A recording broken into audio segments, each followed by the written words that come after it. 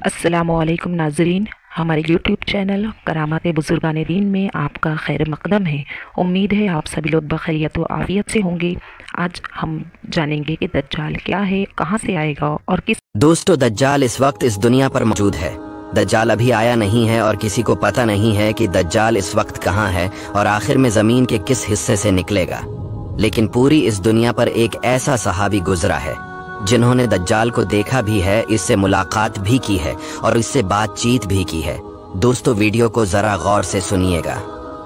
एक मर्तबा हमारे नबी सल्लल्लाहु अलैहि वसल्लम ने अचानक अपने सहाबा को जमा फरमाया, मेंबर पर तशरीफ फरमा हो गए और नबी करीम सल्लल्लाहु अलैहि वसल्लम ने फरमाया कि अमीमदारी ने मुझे बताया कि वो 30 अफराद थे और किश्ती में वो सफ़र कर रहे थे कि तूफान आ गया और वो भटक गए।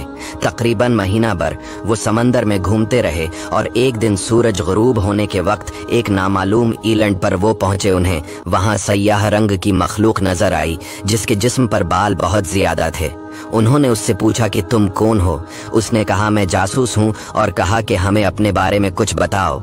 उसने कहा कि ना मैं तुम्हें कुछ बताऊंगा न तुमसे कुछ सुनूंगा। तुम उस बदखाने में जाओ, वहाँ एक शख्स तुम्हारा बड़ी बेचैनी से तुम्हारा वेट कर रहा है, वही तुम्हें कुछ सुनाएगा भी और बताएगा भी। फिर वो सब अंदर चले गए। वहाँ एक शख्स सख्ती से जंजीरों में झगड़ा हुआ था। उसने पूछा कि तुम लोग कौन हो और कहाँ से आए हो? उन्होंने बताया, शाम से आए हैं। उसने पूछा, अरब का क्या हाल है? और एक शख्स वहाँ पैदा होना था, उसका क्या हाल है? यानी हमारे नबी अलैहिस्सलाम के बारे में पूछा। सहाबा ने बताया कि वो अच्छे हाल में है।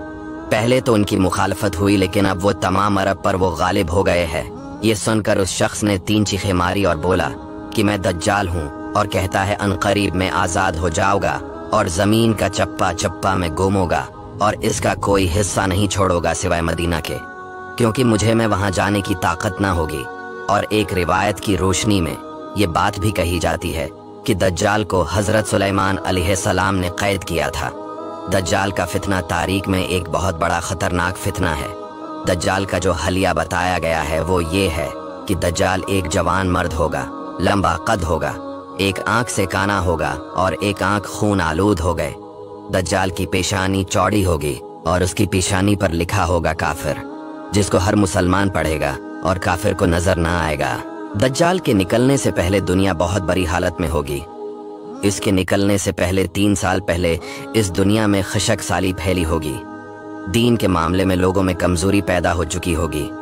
तब दज्जाल ईस्ट साइड से अस्बहान या खुरासान शहर से निकलेगा और जमीन पर 40 दिन रहेगा, जिनमें से एक दिन 1 साल के बराबर होगा, दूसरा दिन महीने भर के बराबर होगा और तीसरे दिन हफ्ता के बराबर होगा। इस मद्दत में दज्जाल अपने गधे पर सवार होकर सारी दुनिया का चक्कर लगाएगा। दज्जाल के इन फितनों की वजह से अहले ईमान सख्त परेशान और तंगी के आलम में भागकर दुखान नामी पहाड़ में पनाह लिए हुए होंगे।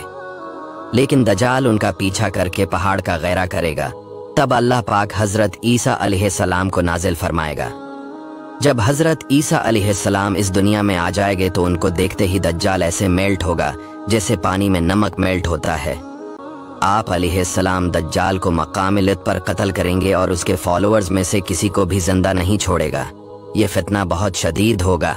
नबी पाक अलैहिस्सलाम ने फरमाया कि जो सूरह कहफ की पहली 10 आयतें याद करेगा दज्जाल के फितने से महफूज रहेगा। दुआ है कि अल्लाह ताला उम्मत मोहम्मदिया के हर फर्द की जान और माल, इज़्ज़त और आबरू की और ख़ास तौर पर ईमान व अक़ीदे की हिफाजत फरमाए। आमीन सुम्मा आमीन।